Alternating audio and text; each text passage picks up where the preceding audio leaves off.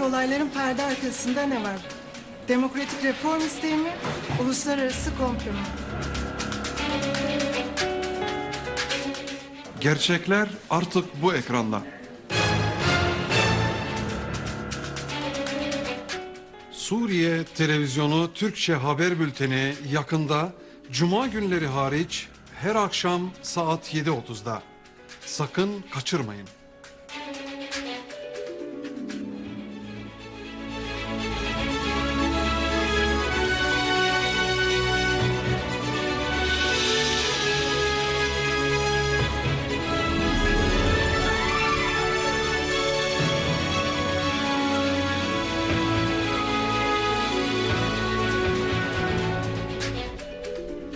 Syria declares that the civil Syrian plane forced by the Turkish authorities to land in Ankara carries no weapons or prohibited commodities of any kind.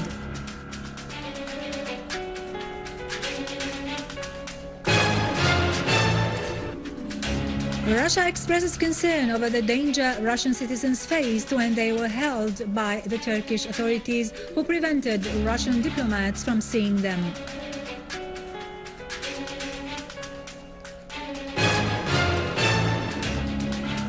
Our armed forces carry out qualitative operations in Aleppo, Homs, Latakia, Al-Raqqa and Damascus suburbs, inflicting heavy losses on terrorists.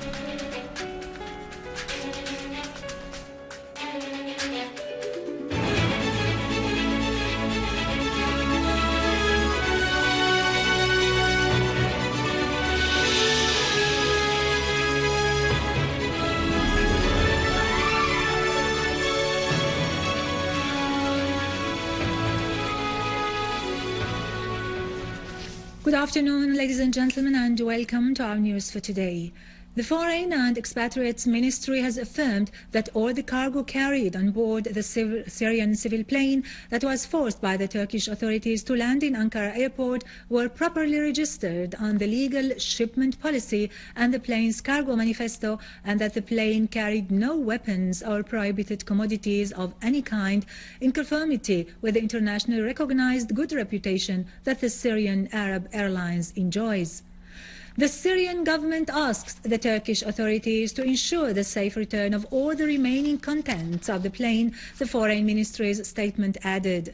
It pointed out that the Turkish government has violated international laws and agreements through militarily forcing the plane to land, despite the captain's refusal to amend the trip's flight course, thus threatening the safety of the plane and the passengers, through the sudden appearance of the military warplanes without justification or previous alarm, not to speak of detaining the civil passengers for long hours and mistreating the crew. The Foreign Ministry said, "This Turkish hostile and repulsive conduct is an additional indicator of the hostile policy pursued by the Erdogan government, if we take into consideration its acts of training terrorists and giving them shelter, and its artillery bombardment of Syrian territories." The Foreign and Expatriates Ministry added in its statement that despite the indicated hostile behavior of the Turkish government, yet Syria still holds on to the friendship relations that bind the Syrian and Turkish people's relations, that are bigger and more important than any government. The Syrian passengers plane Airbus 320 bound to Damascus from Moscow arrived in Damascus at 5:10 a.m. today. The plane had been forced to land in Ankara Airport yesterday. Director of the Syrian Arab Airlines establishment, Ghida Abdullatif, said that the Turkish authorities assaulted the crew after the latter refused to sign that the plane was in a case of compulsory landing. Abdullatif added that Turkish F-16 warplanes forced the Syrian plane to land for inspection without notifying its captain in advance. She pointed out that international procedures were not applied and the Turkish civil aviation was not notified in advance, which almost caused a flight accident to happen.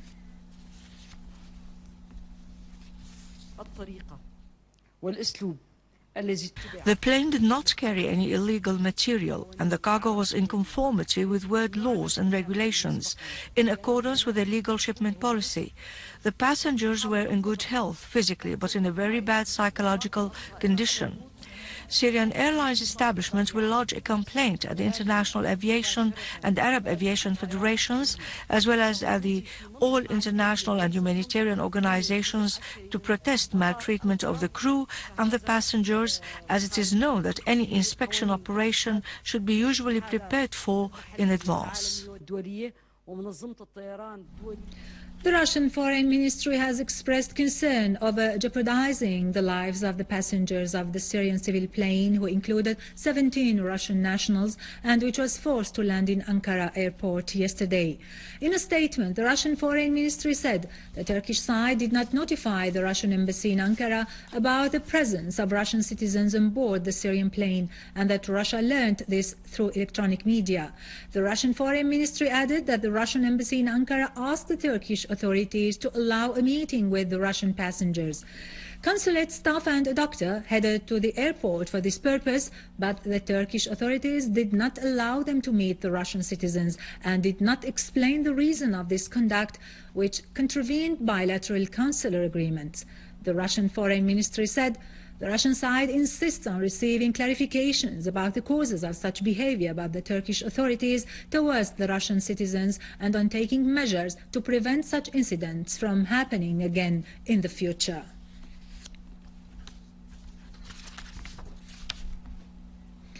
Within the same context, a top-ranking Russian source at a Russian arms exporting establishment has dismissed as groundless reports about the presence of any kind of weapons or military equipment on board the Syrian passengers plane, which was forced by Turkish warplanes to land on Turkish territories in its trip yesterday bound to Damascus from Moscow.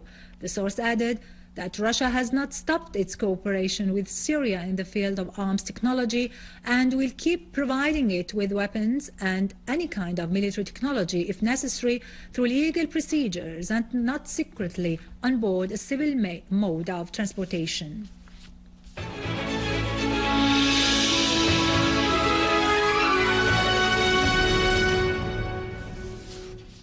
In Aleppo, our armed forces have continued to carry out several qualitative operations in cleaning Aleppo and its suburbs from the mercenary terrorist groups. Our armed forces have carried out a qualitative operation in Dawar Qadi Askar region, Al Ayun Hospital, destroying a motor gun, 6 cars equipped with DShK machine guns, a weapons store and a stolen ambulance full of ammunition and weapons, and killing 3 RPG gunmen and a large number of terrorists. Earlier in Aleppo, army units confronted a terrorist armed group which tried to enter the Grand Umayyad Mosque, killing and wounding dozens of them. An official source affirmed that the news circulated about the incursion of terrorists inside the mosque are baseless and lack all credibility.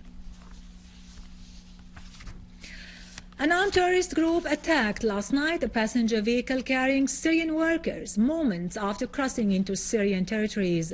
8 workers were killed and 8 others were wounded, who were carried by ambulances to Al-Basel Hospital in Tartus. Dr. Yassin Ibrahim, the general director of Al-Basel Hospital, said that 8 bodies arrived into the hospital and were identified. As for the other 8 wounded workers, medical examinations showed that they were suffering from bone injuries due to gunshots. The victims who survived the attack told Sana correspondent that the terrorists kidnapped them and took them to a farm and confiscated all their personal documents. Later, they opened fire at them, killing and wounding dozens. Our armed forces continue to chase armed terrorist groups in Homs and its suburbs, clashing with armed men who are attacking citizens and public properties, in addition to law enforcement troops in Zafarania and Darfur villages, killing and wounding dozens of them.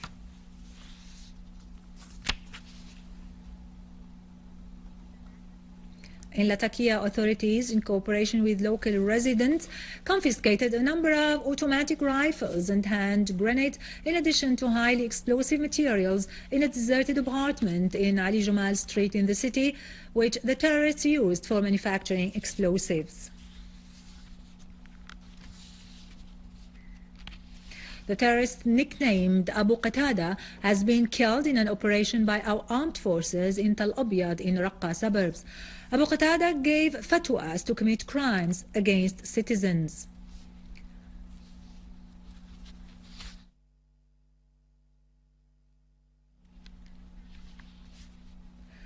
Our engineering units have dismantled a number of explosive devices planted by terrorists on the agricultural roads in Zebdeen farms in Damascus suburbs. Moreover, an army unit eliminated an armed terrorist group that spread panic among citizens in Al-Mleha in eastern Ghouta in Damascus suburbs. In the same place, 9 mortar guns were found.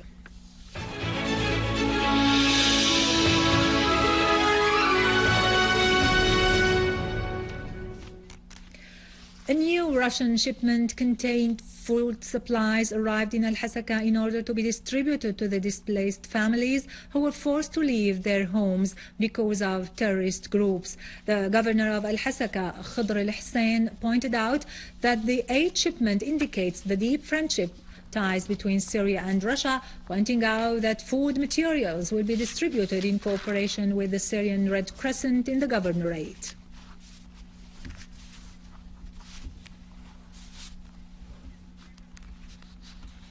With this, we conclude our news for today. Thank you for watching. For more news about Syria and the region and to view our bulletin again, you can always visit our website in English, syriaonline.sy. And now over to latest business and market news with Khalid Saqabani after a short break.